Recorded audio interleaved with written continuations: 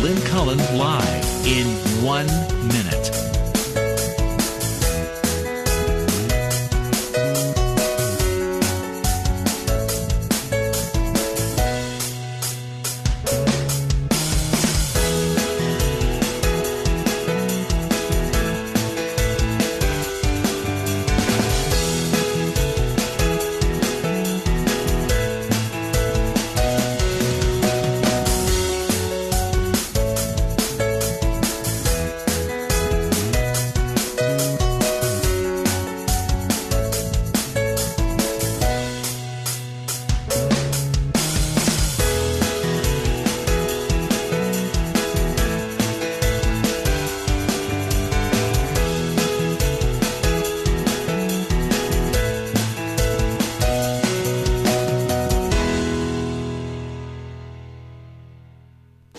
Welcome to Lynn Cullen Live at pghcitypaper.com. Email your questions and comments to Lynn at pghcitypaper.com. Yeah, somebody tightened up these head. Either my head has expanded or somebody is...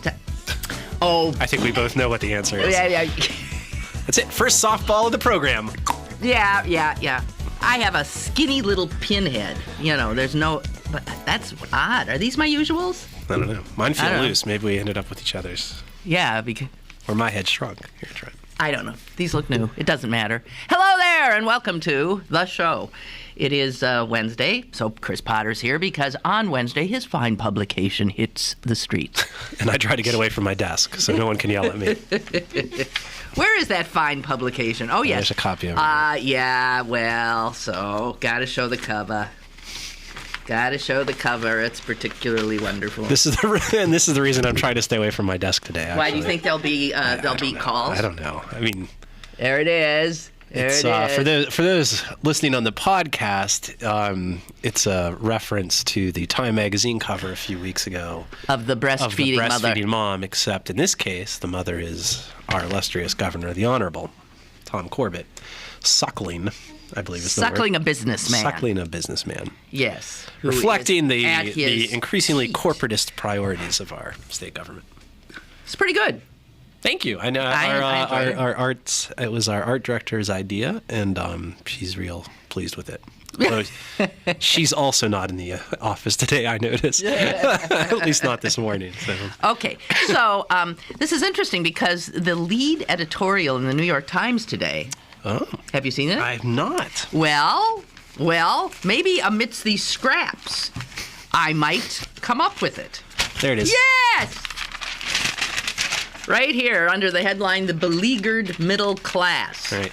I like how this show has its own Foley effects. Especially, it's like that's the sound of thunder. Rain. This is rain. Boom, boom. Okay, anyway, yeah. Okay. Are you going to read it? Okay. I am. Okay. I am. Here. First two paragraphs, all I'm going to read. New York Times today. The school district in Reading, PA, the nation's poorest city. Did you know that? I did not know that. That's Shocking. Quite a distinction. That is shocking. All right. Okay. The nation's poorest city laid off 110 teachers last week, along with hundreds of other employees. As elementary students watched in shock, many of their favorite teachers were pulled out of an assembly, one by one, and given the bad news by district officials. That's a hell of a way to handle it. Unbelievable.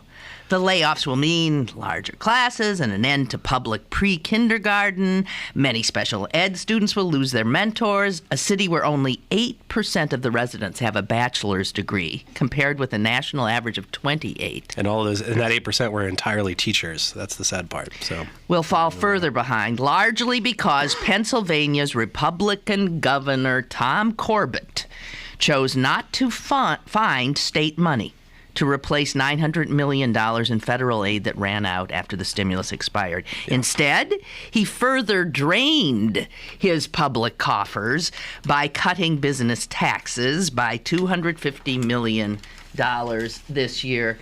Hence, the city paper's pictorial depiction. Yes, and a story by our news editor, Charlie Deitch, that basically weighs the cost of and I put this in quotations, savings from things like not paying for basic social welfare programs versus the cost of the corporate giveaways.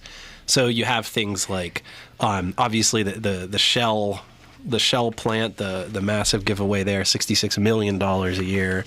And just to put that number in perspective, the state is cutting early education programs by about $30 million a year.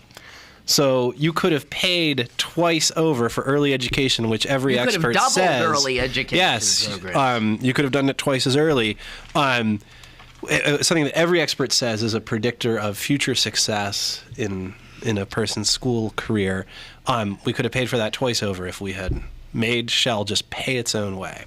How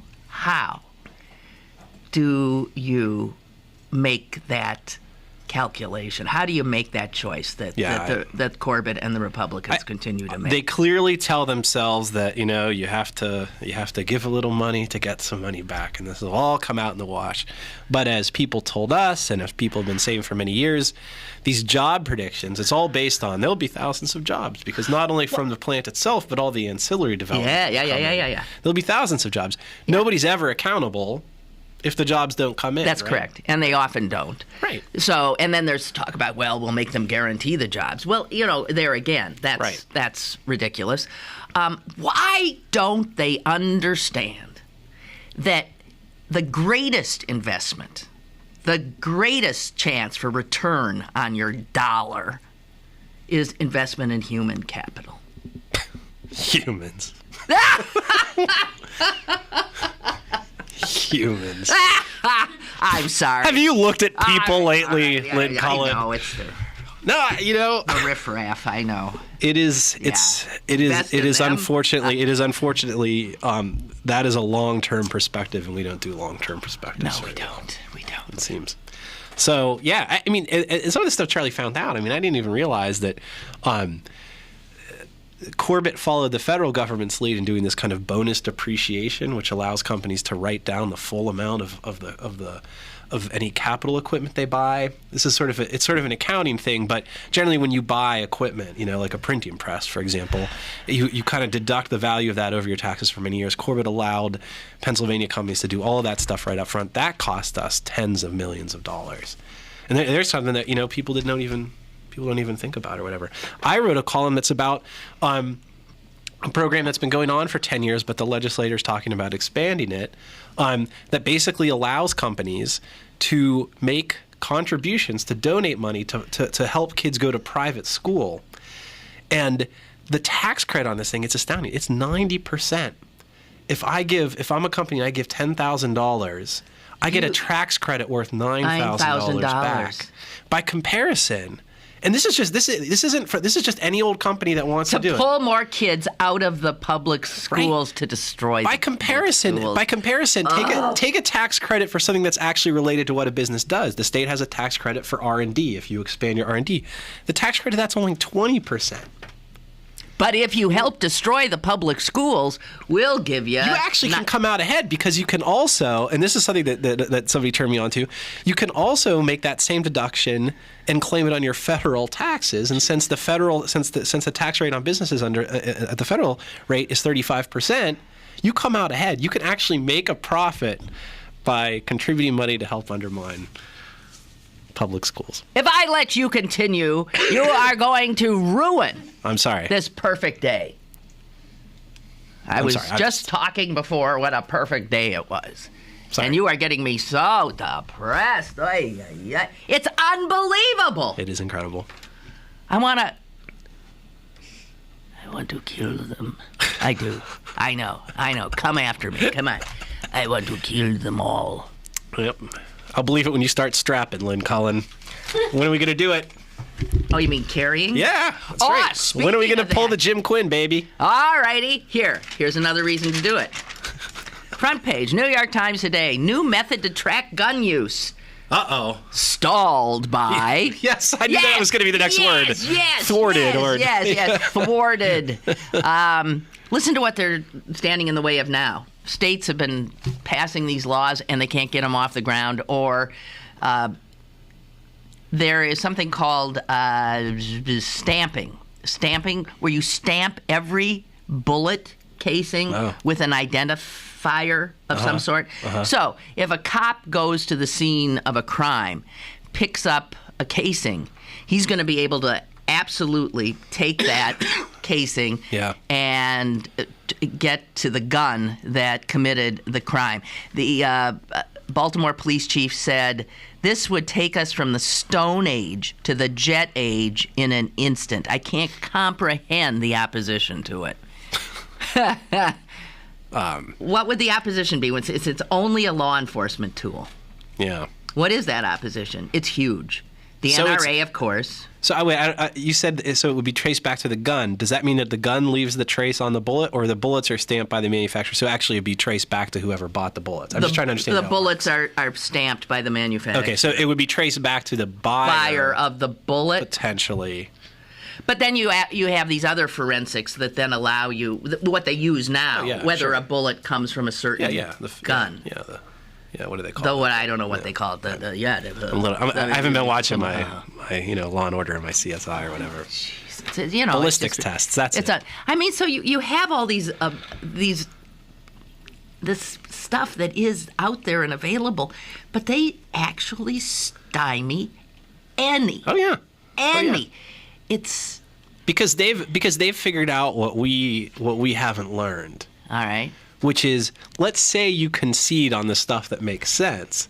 Sooner or later, the other side comes after you for something more that maybe doesn't make so much sense. So they just say, we're against everything. We fight you for every little inch of territory. It's why they win. Right, because then you burn out so much energy fighting for the common sense stuff that you're never threatened on the stuff that's harder to defend. You fight every little inch of space. You don't give up anything. That's what they do. They stand their ground. Although, speaking of that... Stand their ground! Exactly. I did that on purpose, because you heard about Zimmerman's wife. Zimmerman's wife is now charged. Yes. Perjury. Yeah, that's... Yeah. Let's get the whole family in jail. Yeah, that's a pretty bad... I mean... What? Here you are, you're Zimmerman and his family. Basically, your entire defense relies on people believing what you say.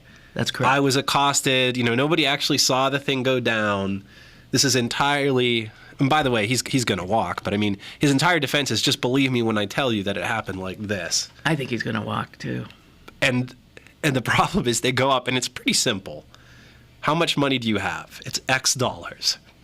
Please give me bail accordingly. And remember, it's like, what were they going to do with this money anyway? The whole point they raised this money was to help. Well, they were specifically asked about the money in those accounts. Right. And so you got this money and people contributed. I mean, here's the thing. If I not that I ever would, but if I had donated to Zimmerman, I'd be pissed off. I gave you this money precisely to help you defend yourself and to pay get these out costs. On bail or whatever. And now you're going to lie about how much I contributed to you so that you end up back in jail anyway. Right.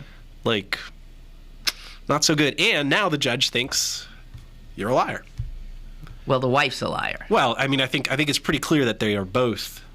I mean, Zimmerman was there. The judge said at one point to his attorney, "Oh, so your client can just sit there like a potted plant while you just tell me these fictions." And so I think they're both in. I think they're both in it. Well, so maybe he may sit he won't. They won't get him. They won't get him for taking the life of Trayvon Martin. They'll get him for lying to the judge. Yeah, I don't see that happening to him, but I do see that guy very easily could be off the streets for a year. I mean, it's a bail hearing. About all you really have to do is just be straight up about the money, and he couldn't do that. He didn't want to lose that money. I guess. You wonder what they were gonna. Hey, baby, after this homicide trial, let's you and I go out for tacos, huh? Woohoo! And, all right, staying on the judicial front. I have a problem with the New York Times doing the Sandusky story on the sports page. Mm. And that's where they got it. Yeah. They're covering it on the sports page. Yeah. That's not a sports story. Yeah. It ain't. Yeah, Don't you think that's an odd choice? Come on. Yeah. Yeah, it's a little weird. It's weird. It's weird. It's weird. Yeah, I don't know what to say. Okay. Well, now, I would have expected an editor to have more to say about that choice. Okay, so a few things I could say about it is, space in the New York Times, as in every other paper, is limited. It might be a thing where you could justify more space in that section by putting that story in that section than you could, say, by national or international, where there are, of course, a zillion other stories also competing for the space, right? Yeah, but on the other hand, what story do your readers are your readers more likely to want to read? That, or the fact that Syria is in civil war, that that Greece and Spain and Italy and France are imploding, that Putin is turning into Stalin? My point is, this way you would conceivably get both stories, because you can run Syria in the A section and you run this thing in sports. If you run this in sports, all you're dislodging is some other sports story. Okay, here's what they did, I believe, yesterday. They started it on the front page. And then jumped it to sports. Right. Does that make more sense? Yeah. What do you want? I mean, this space is at a premium. The important thing is the quality of the reporting, which I'm sure is fine. I haven't read their coverage. I'm actually staying away from that whole thing. I just find it. You can't do it? I guess I mean, I'll tell you, the testimony is beyond. Yeah, that's what belief. I'm saying, I guess. And it does not. It's beyond belief. It does not add anything to. And what you wonder is why wouldn't they have. Why did they want to go to trial, Sandusky? Yeah. Mm-hmm. Why? Clearly. They've got him. And so it's beyond belief, the testimony. Yeah. And to subject these young men now to it is just one his last cruel bit of abuse. Well, Jesus, I mean, I had I was involved with somebody who was raped, and her assailant was like a serial rapist, and she testified against him. He had been accused of a whole series of these acts, all like up and down the Eastern Seaboard, essentially. And I remember, so I went to the trial and everything, and just the stuff you see, like things like where the defense attorney stands. She's testifying, and he stands in such a way that to look at him, she also has to look at the rapist, right?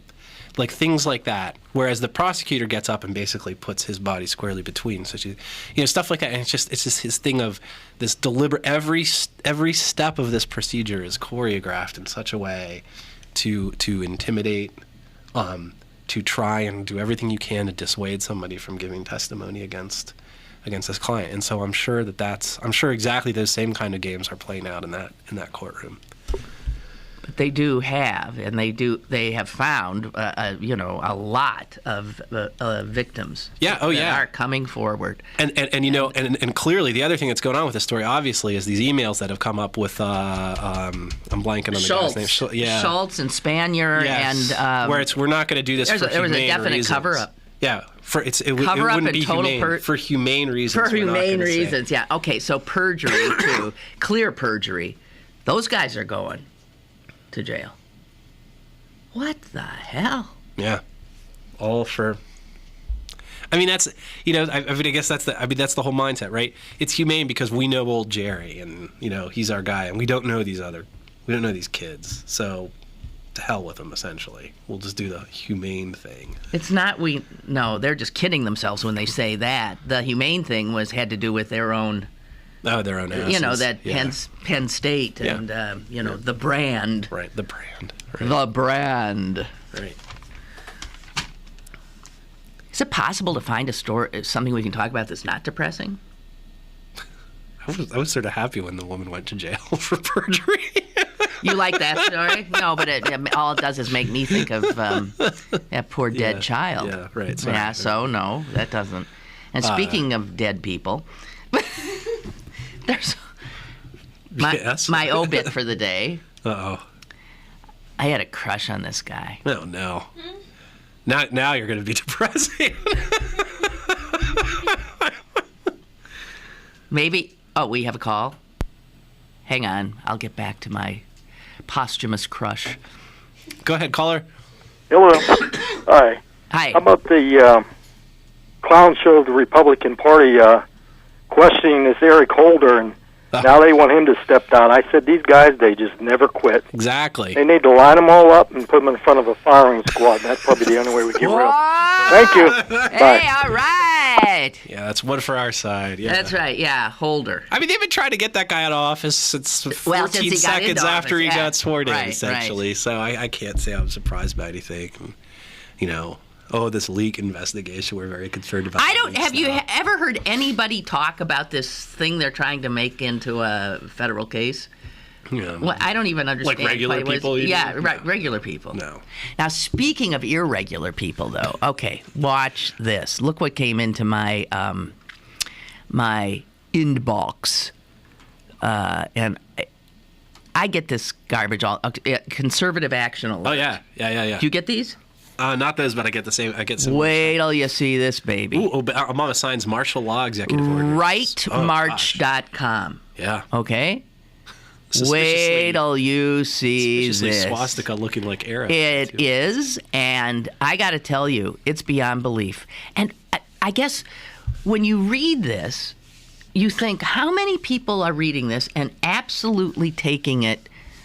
Yeah. Did you know that Barack Hussein Obama has signed over 900 executive orders in only 40 months? And did you know over a dozen of those executive orders allow Obama to declare martial law at will? And that he's preparing to do that now. It's a fact! And the only way to keep Obama from doing exactly that is for you and I to stop him now before he has a chance. Send a message to every single blah, blah, blah, blah, blah. And then they go on with these executive orders, which I assume are true executive orders. They probably. Okay, but these have to be in case of I guess if we're under attack, these have to be Homeland Security. Yeah. Here's what happens if all of a sudden the United States is attacked.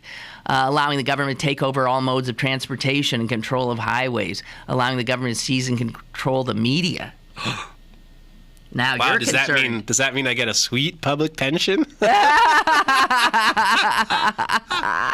yeah. Allows the government to take over all food resources and farms. Allows the government to mobilize civilians into work brigades. Allows the government to take over all health, education, and welfare. Well, okay. Designates the... I know there's a joke in there right, somewhere. Yeah. Right? Designates the Postmaster General to operate a national registration of all persons. Well, that actually doesn't worry me because we know if the Postmaster General's in charge, it'll never happen.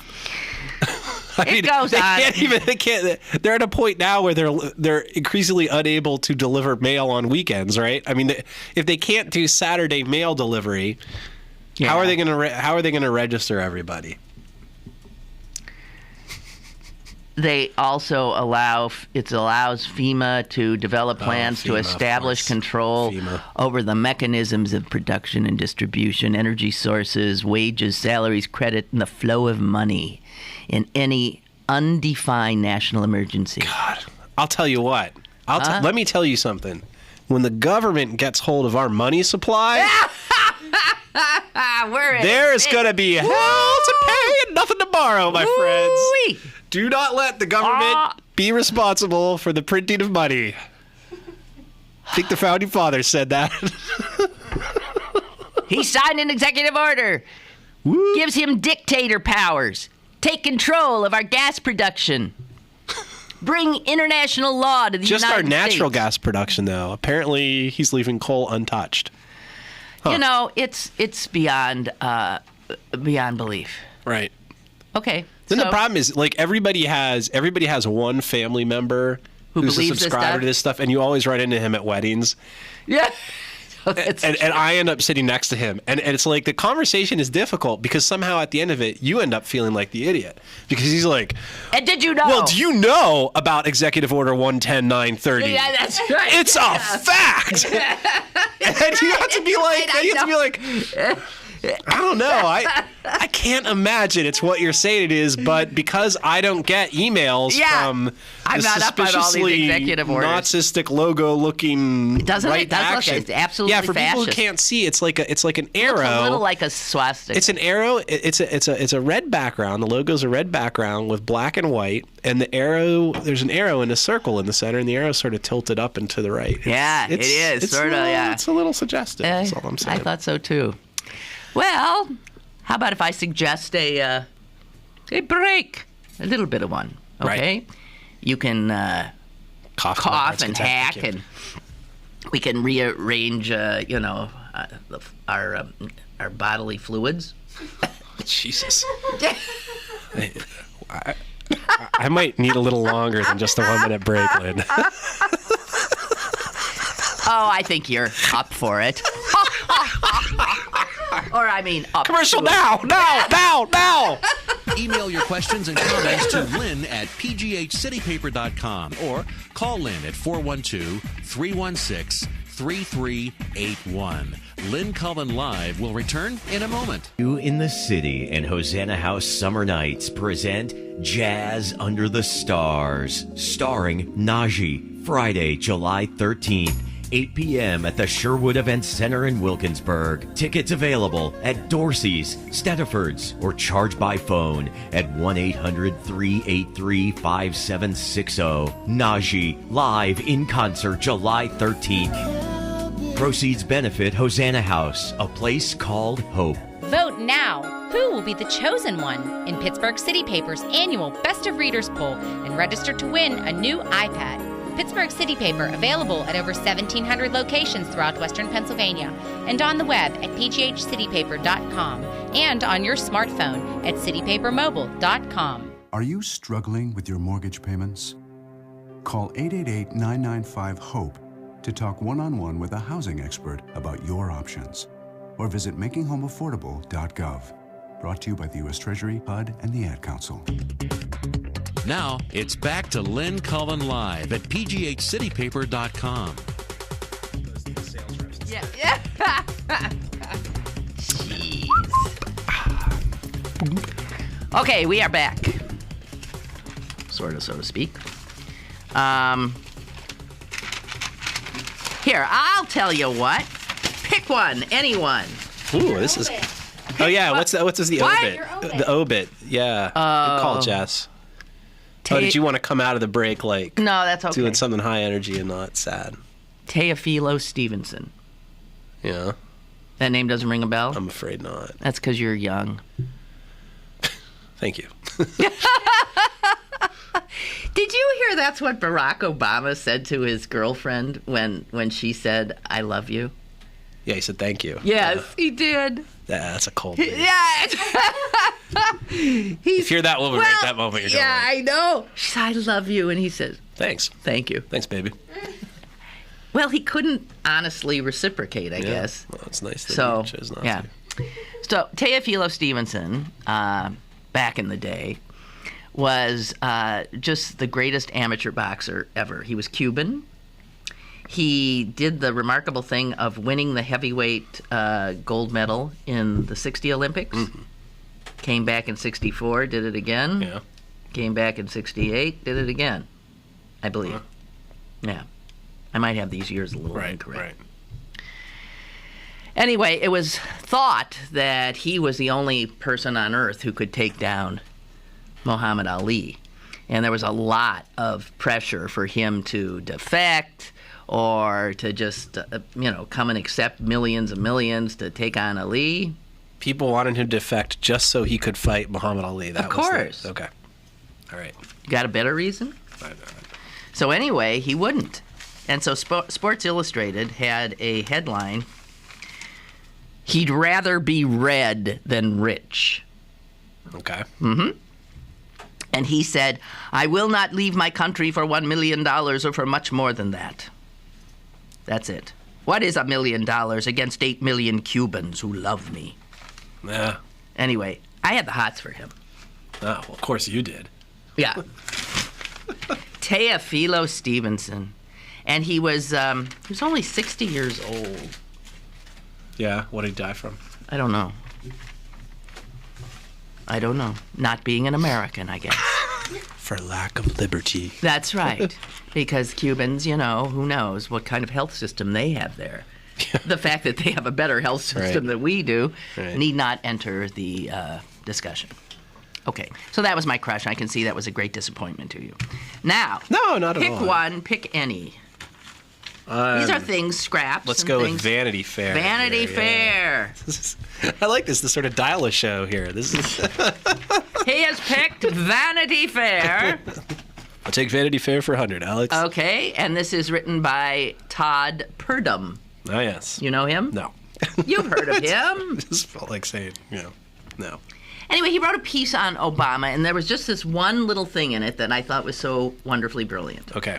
Okay. So now I have to respond to it, right? Like that's going to be. Well, generally speaking, that's the way the show works. Yeah. All right. I'm ready. It is not possible, logically, practically, psychologically, that Obama could be simultaneously a wimp and a cold-eyed dealer of death, any more than he could simultaneously be the scourge of Wall Street and a tool of Wall Street, or a liberation theologist and a radical Muslim. His critics on the left and right have accused him at one time or another of being all of those things. I disagree with the logical premise of that. Sorry. So you think he can be a wimp and a cold-eyed killer? Well, so for example, we all know the kid who was the bully in grade school, but then who, when he went home, was the youngest of 3 kids, and his brothers beat the tar out of him. So at home he was the wimp, and whereas at school he was the bully, right? So it's possible to be assertive in one context, but not necessarily in another context. And you're suggesting that Obama is more assertive on the world stage than he is on the domestic stage? I'm saying a few things. First of all, I'm only responding to, he said logically it was not possible for these things to be simultaneously true. I am refuting that argument. And do I think? I mean, I think there are different rules, right? Clearly, a president has much broader discretion to do whatever the hell he wants in the foreign theater than he does domestically, and that's one reason presidents often turn to foreign policy adventures of one form or another when they have frustration at home. The problem is I don't agree. I think he should be wimpier abroad and more assertive at home. So I guess that's my I'm just against. You're just a lefty. Yeah, exactly. So yeah. Oh, we don't want to go after those terrorists, those poor terrorists. No. No, wow. You don't want them. You don't want to. You haven't picked up the gun, but you've got Jim Quinn's talking points. Yeah, I have grave concerns. Yes. There was just a piece in the paper the other day about what happens on that day when Barack Obama gets charged with some sort of war crime. And indeed, I mean, it might be interesting to see years from now whether that actually. All right, fine and dandy. Fine and dandy. What? We don't care about the United Nations. Okay, so screw those. The winner of the Nobel Peace Prize is going to be. Well, look, I thought giving Obama the Nobel Peace Prize, what was that? 3 days into his tenure or whatever. It was stupid. Yeah, that was stupid. It was. It was, and he wouldn't get it now. No.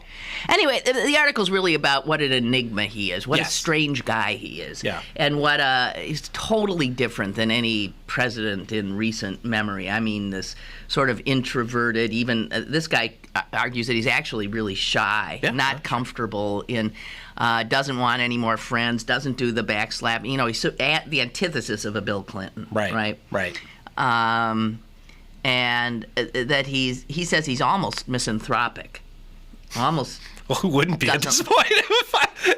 If I had been in Washington the past couple of years, I'd probably have a pretty pessimistic outlook on human nature. And then for a guy that so many of us thought of as this incredible speech afire, he says this: "I've seldom seen a politician who can drain the feral energy from a crowd the way that Obama can." Yeah. And I'm even thinking of the night he won. the night he won, Grant Park, I mean, the place was like, people were just beside themselves with joy and delight. Do you remember the speech he gave? Yes. Yeah, there weren't any applause lines, and it was like just this serious. And in a way, I thought it was brilliant. Yes. I thought it was brilliant, but that drained the feral energy from the crowd. Yeah, but I think that goes back to the way he conceived of his role, at least at that time, right? I mean, I think and I don't want to, it's easy to toss around like names like Lincoln, but go back to Lincoln, the second inaugural or the Gettysburg Address. I mean, these were speeches at the time. I bet somebody was saying, wow, that speech really drained the feral energy. Right. Because he was doing the same kind of thing. He was kind of saying, Obama's whole pitch at that point at least was, we've got to tone it down. We're one America, blah, blah, blah, blah, blah, all that stuff. So just because you won, let's not engage in this triumphalism that will only exacerbate these things. It's very similar to what the message of the second inaugural was. And the Gettysburg Address itself, very short. Now, of course, we admire its brevity is one of the things we admire about it. But at the time, people were just like, they were offended. What the hell was that? Yeah, they were embarrassed. What the hell was that? Right. All these dead guys, and that's all you got? That's it. So, I mean, I think those are the kinds of things that, I understand what he's saying there, but clearly within his own mind and based on what he thought he was going to be able to accomplish at the time, I understand why he would have done what he did. But of course, the problem is the South really didn't lose. No, right? I've been they still haven't lost. No, I've been maintaining that for years. If you look at the Civil War as a battle in a larger context, the battle's still clearly going on. It seems to me that that the South is winning and has won. It's interesting. I've just been reading. Have you ever read Sinclair Lewis's "It Can't Happen Here"? Have you ever read that book? No. I have a feeling at least like several members of your audience have, because they're a pretty well-read bunch. It seems like it's not a great book. I mean, I like a lot of Sinclair Lewis. It's not a great book, but it's interesting how. This is the book of which it has been said, although Sinclair Lewis himself never said it, that when fascism comes to America, it'll be carrying a Bible and wrapped in a flag. I mean, what's interesting is he talks about, and it was written in the 1930s, so the politics don't track the way they do now. You could imagine sort of a right-wing populism in a different sort of way back then, in the sort of Huey Long kind of way. But there's this idea, this sort of clownishness of that the difference between American fascism and what was going on in Europe was that ours would be more folksy and clownish and whatever. Yeah. And that's the part of this thing that really does sort of ring home in a way. Is that the Buzz Waldrop, who's the president in that thing, is this sort of backslapping, glad-handing type person who sort of affects this kind of, aw shucks kind of demeanor that a Hitler never did. American fascism will definitely come in. Then it'll be guise. It is sort of clownishness or whatever, and it's been interesting to read the book for that. Yes, exactly. Folksy. Yeah, not so much folk. We're the people. Not so much folk as folk. Yeah, that's right. Yeah, folksy, and you see it. I mean, you just. That's a pretty good line, by the way. I should write that down. Not so much folk as folk. You'll remember it. Yeah, no, I won't. My quotes are my own favorite. Yeah. Oh, what you do put up with. Jeb Bush. Oh, yeah, right. Yeah. Yeah. Now, when Jeb Bush. Good, bad for him. See, I mean, when it gets to the point where you're saying, you're saying, oh, if the Republican Party could only be more like Jeb Bush. We have a call. Yeah, we do? What do we do with it? I think we say. Hello there. Go ahead, caller. Hi. Hi. Hello? Hello. We're here. Hello? Hello. Oh, hey, Lynn. Hi, Chris. Can you hear me? Yep. Oh, yeah, we're good. Can you hear me? Yes. Yes, we can. Okay, you can hear me. All right, great. Don't think we have the best connection. Yeah, the Vanity Fair piece you read, it just strikes me as another sad, tired example of what I think major media has convinced itself is objectivity, but it's really just neutrality. Just really this timid neutrality. I think if you look at the right wing of this country, yes, they're capable of convincing themselves that the president is simultaneously a communist and a Muslim who desires to create a religious caliphate over the United States, and that he's a black liberation theologist and an Islamist, and he's a tool of Wall Street, but he's also a communist. It's just absurd. Right. I think when you look at liberals, we can just recognize that, yeah, he hasn't been particularly bold or confrontational in domestic politics, but in terms of foreign policy and his decisions, particularly in the Middle East and South Central or Southeastern Asia, drone strikes in Pakistan, Afghanistan, that he's basically been following the same track as presidents in the last 30, 40, 50 years, where the president really doesn't face much, if any, opposition in making decisions as commander-in-chief, because Congress has just abdicated all responsibility. And there are very few consequences to him acting that way. I mean, he doesn't face the loss of major donors. He's not going to get lobbied heavily to refrain from attacking with drone strikes, even if they cause heavy civilian casualties. Right. He's not going to get blowback from Congress on those issues. Yeah, I agree. I mean, I just think I don't know. I spent some time kind of like plumbing the depths of right-wing websites in the last couple of weeks, just sort of out of curiosity. And when you see just some of the absolutely like non sequitur thought processes that go on, and like self-contradictory stances, I just don't think the thinking is the same among us two factions. Yeah, I agree with No. Parallel universes for sure. Hey, thanks for the call. If you can hear me, thank you! What? Just hang up. That was a good call, yeah. Although, I have to say... It was a good call, because he said exactly what you said. Exactly. We need more calls like that. Yeah, that's a good call. Although, I have to disagree with him on one point. I mean, he seemed to think it was ridiculous that President Obama would establish the caliphate. Perhaps he's unaware that there's an executive order doing just that. Oh, it's a fact! Let's take a break. More is on the way with Lynn Cullen Live. Get Lynn Cullen Live on your smartphone. Go to citypapermobile.com now for Pittsburgh City Paper's brand new mobile app. Get the latest restaurant reviews, event listings, movie times, and of course, Lynn Cullen Live on your smartphone. citypapermobile.com. Gustavo and Vella wants to thank all of southwestern Pennsylvania, the USA, and the world for helping to liberate his native country of Equatorial Guinea. Equatorial Guinea has suffered 43 years of dictatorship, 43 years of human rights abuses, 43 years of corruption, and 43 years of kleptocracy. Even with $5 billion in oil revenue in 2011, the 700,000 citizens of Equatorial Guinea earn less than $2 per day. A proud Mount Lebanon resident, please help Gustavo and Vella usher in the 21st century by allowing freedom, democracy, and socioeconomic prosperity by the rule of law for the next 43 years and beyond. Email him at presidentandvella@yahoo.com to help free Equatorial Guinea.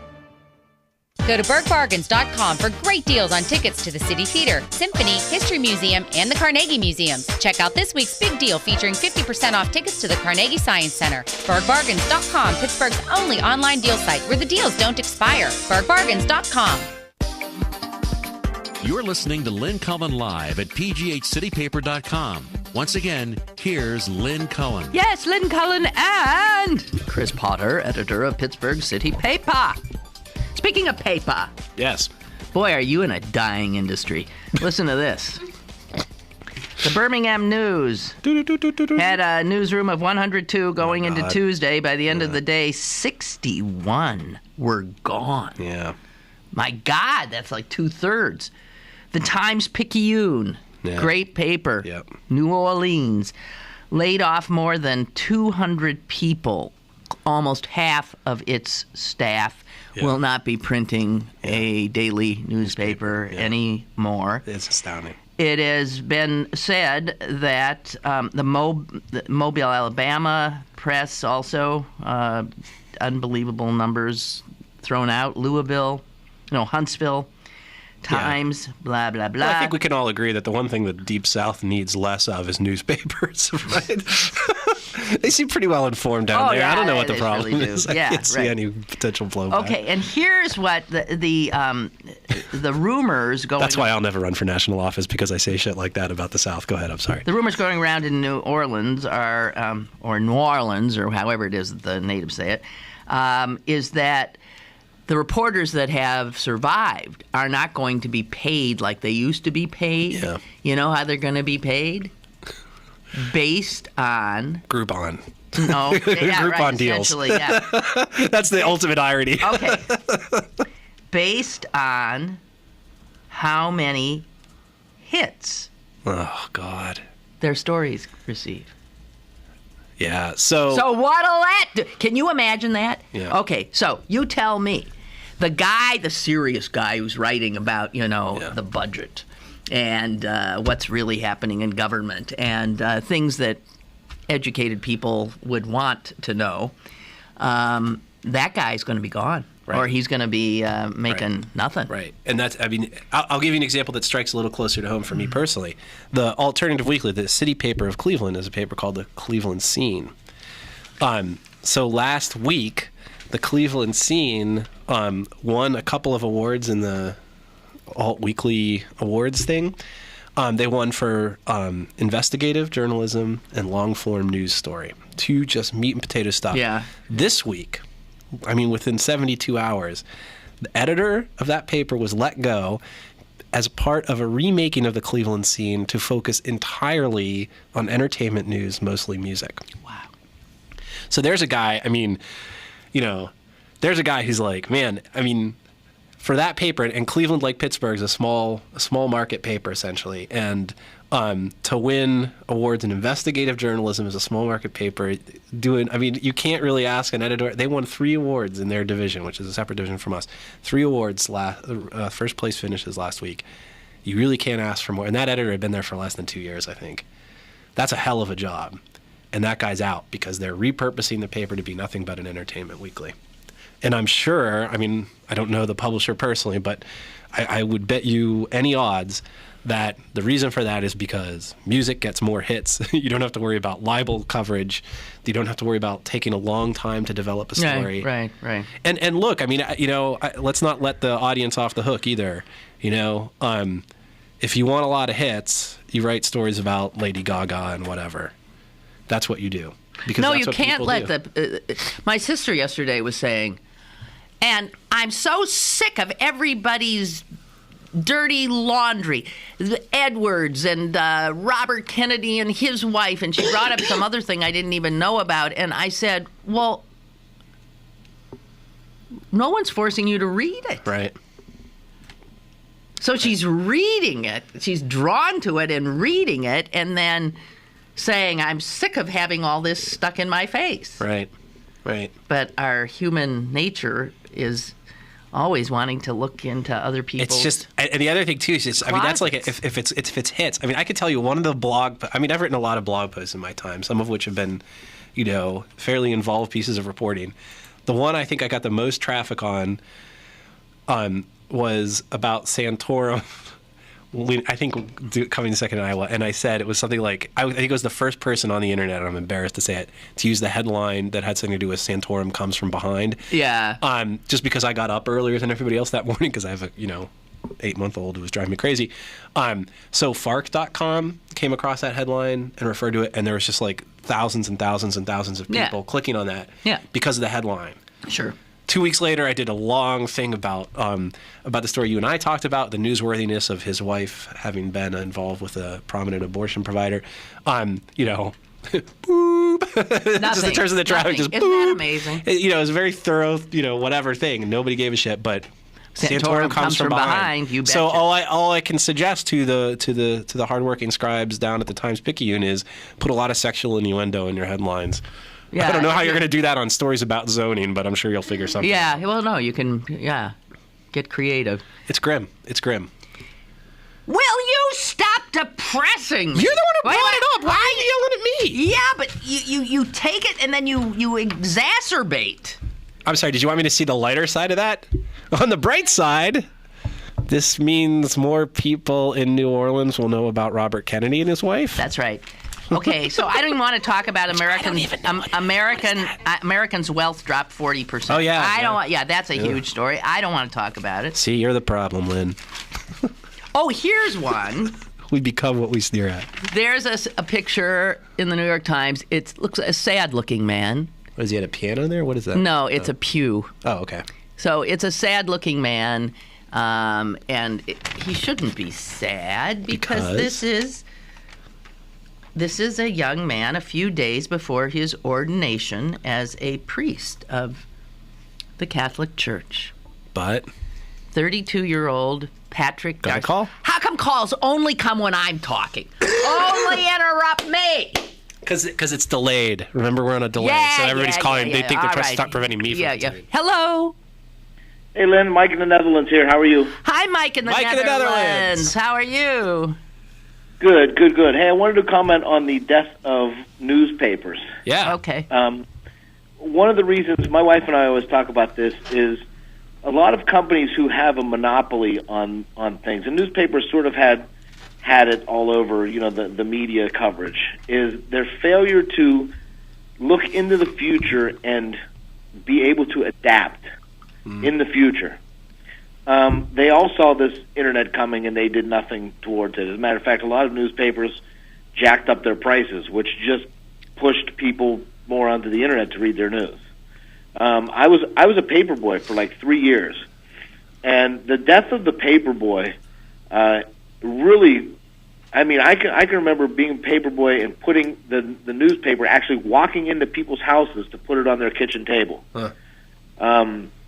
Now you get a guy who drives past you at 4 o'clock in the morning and throws it into your yard.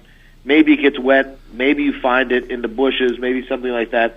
They've cut back on everything they can to make it a special thing, and it's just like the music industry. Why am I going to go pay $18 for a CD, which is completely outrageous in price structure, when I could just steal it?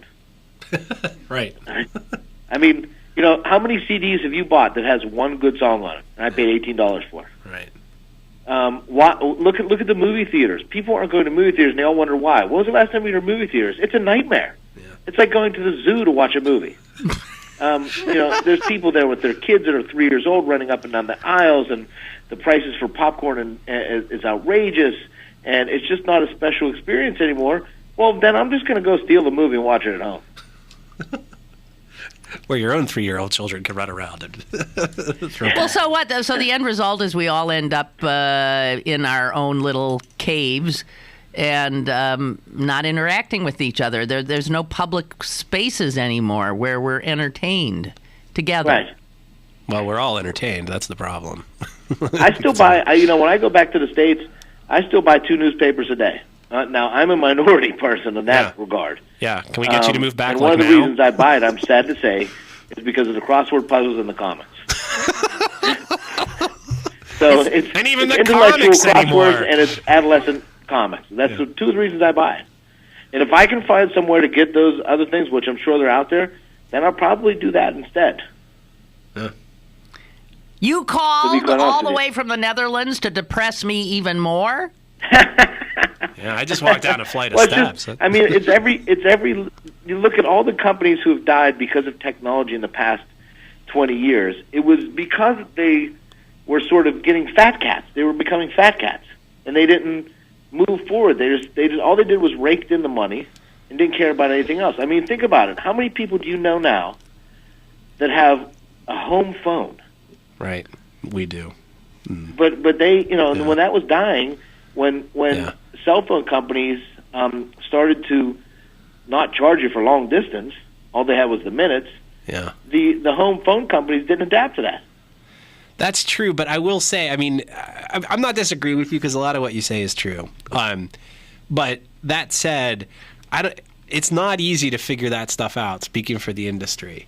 It is very difficult. It is very difficult to monetize the web when anyone can basically copy and paste an article and slap it up. If there's one person who goes behind a paywall, it's easy for them to copy and paste that up and make it so that 100 of other people don't have to do that. There's an awful lot of smart people that are trying to figure out how to monetize their work now. You talk about stealing everything. Well, but what are people supposed to do who used to provide information or provide music if no one's going to pay for it? Well, but look at it this way, and I always tell this to people. I was working at National Record Mart, if you remember that. Oh, yeah, sure. In 1986. They used to advertise CDs us first with came us. out. Go ahead. And CDs were $18. Right. Okay? Right. How much is a CD today? $18. Yeah, right. It's never gone down. You think about all the technology that has come out since 1986. Remember when you first bought a VCR? How much it was? Right. Yeah. And then 3 years later, how about a flat screen TV? Right. You buy it 5 years ago, it was $3,000. Now Right. it's $300. Right. But the CDs are the same price. Right. And of course, people are going to find alternatives. And the bands have found alternative ways to make money. They make money off of their tours. They make money off of doing meet and greets. They'll be creative. Right. And that's because they were fat cats, and they were to be quite honest, they were ripping off the consumer. Sure. Oh yeah, no question. No question. And when you rip off the consumer, they're going to find an alternative. Yeah. Yeah, I agree with all that. I don't know that. I mean, maybe it's just because I work within the belly of the beast. And I mean, our own business model hasn't changed too much. We were free before. We cost twice that now. But I know my brethren in media that traditionally have relied on subscriptions or whatever for some portion of their revenue. It's hard, and the thing that makes it hard too is the basic fundamental problem is an ad in a print edition of a newspaper just earns you so much more money than an ad online. And there's no there's just really no easy way around that. Mike, I'm letting you go because you're depressing the hell out of me. Sorry, Lynn. Thanks for the call, That's okay, man. Mike. Good to talk to you. I'll see you. Bye. You had to call all the way from Amsterdam to do that. Oh, no, for me. come on. All right. Chuck says, Lynn, being the web applications programmer that I am, to those news writers being paid by the hit, please let them know that I'm available to write programs to artificially inflate the hit counts on their articles. I'm sure saying. If it's not happening already, it will happen. And then he says, I'm saying this tongue in cheek, but paying them by the hit is ridiculous. Yeah, it will happen. It's outrageous. It's just outrageous. Okay, so back to my lonely-looking man. Priest. He's in a pew. He just became a priest. The reason why he looks lonely, this is amazing. He is the only priest ordained in the New York Archdiocese this year. Yeah, really. He's lonely. He was lonely all the way through. Oh, dear. He's the only one in the New York Archdiocese. Yeah. Is that something or what? Yeah. Nothing. Okay. That's a shame. That's a shame. But okay. They have brought it on themselves. That's all I'm saying. Yes, I think so too. And by the way, he's an extremely conservative. Oh, sure. Yeah, of course. I mean, he's like totally. I mean, he did his first mass in Latin, then he had some guy from Opus Dei come by. Really, I mean, was he an albino monk by any chance? Yeah, right. I mean, really unbelievable.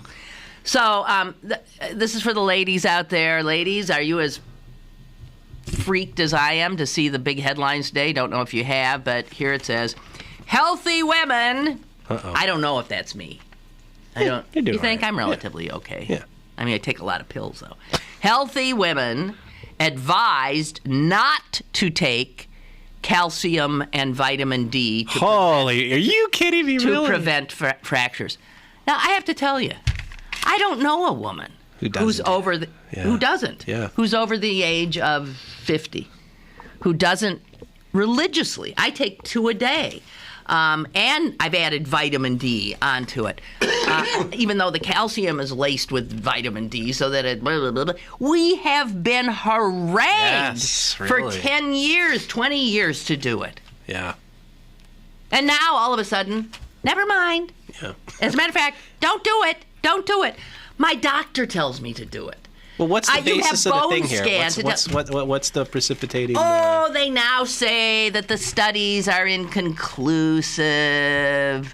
There's insufficient evidence. Blah blah blah. Now, but wait a minute. That sounds like just. It sounded from that headline, it says advised not to take, which is different from not advised to take, right? This sounds like there's actually something bad if you take it. Well, they that say you're that, worse in off. fact, too much calcium and vitamin D and too much of anything is not good. Yeah, right. And so now they're saying, and they're also really homing in on those, homing in on those. I get that mixed up all the time. We all do. Homing in on those. They now have calcium made into like little candy caramel chews. Oh, really? Oh, yeah. Oh, nummy. Oh, yeah. Are they good? Yeah. So they're saying that some women are treating them like, oh, well, I had mine, but, geez, I think I'll have another. and so they're saying those are especially dangerous. I have done that. Taken 2 when I know I'm only supposed to have 1. They're saying do it with diet. That's what they're saying. But you know what? I'm sorry. I have been so propagandized by every gynecologist, primary care physician. I cannot tell you. Oh, I also have to go to an endocrinologist because my thyroid's not right.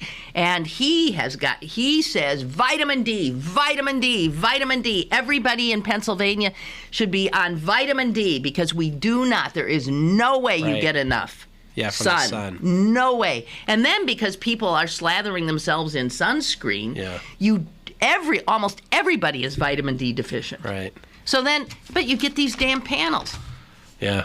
And of course, you have no confidence now that 6 months from now, somebody won't come along and reverse this. And then they essentially tell you, you have to make this choice.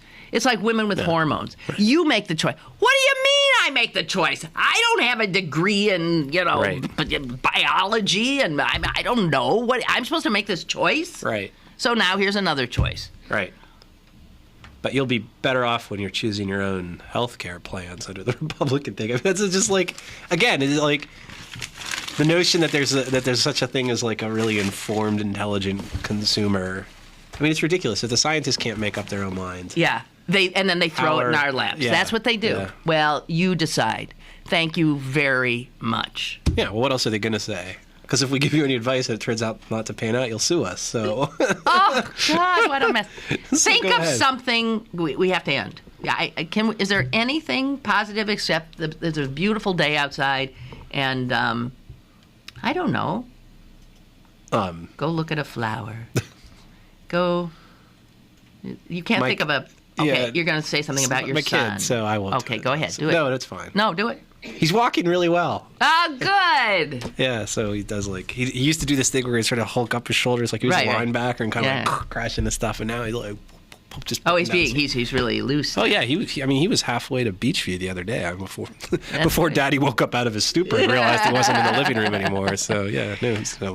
So he's now careening into the future. Exactly. Which, of course, we don't want to talk about. Yeah, exactly. Enjoy it while you can. Yeah, poor Cormac. Yes. All right. Thank you all. Thank you, Chris, as usual, for always good to be here. For spreading your germs all over the studio. And the little rays of sunshine. And bringing so much positive energy into the room. I'll be back tomorrow. Tom Sokolowski. Oh, yes. Tom Sokolowski will be here with me. Always fun.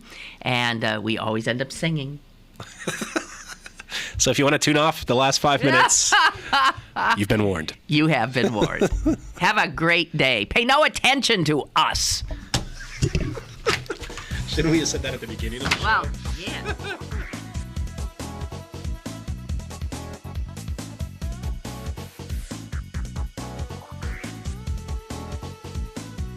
Lynn Cullen Live, Monday through Friday from 10 a.m. to 11 a.m. and archived at pghcitypaper.com. The opinions expressed on Lynn Cullen Live are those of the host and do not necessarily reflect the viewpoints of Pittsburgh City Paper, Steel City Media, and its advertisers.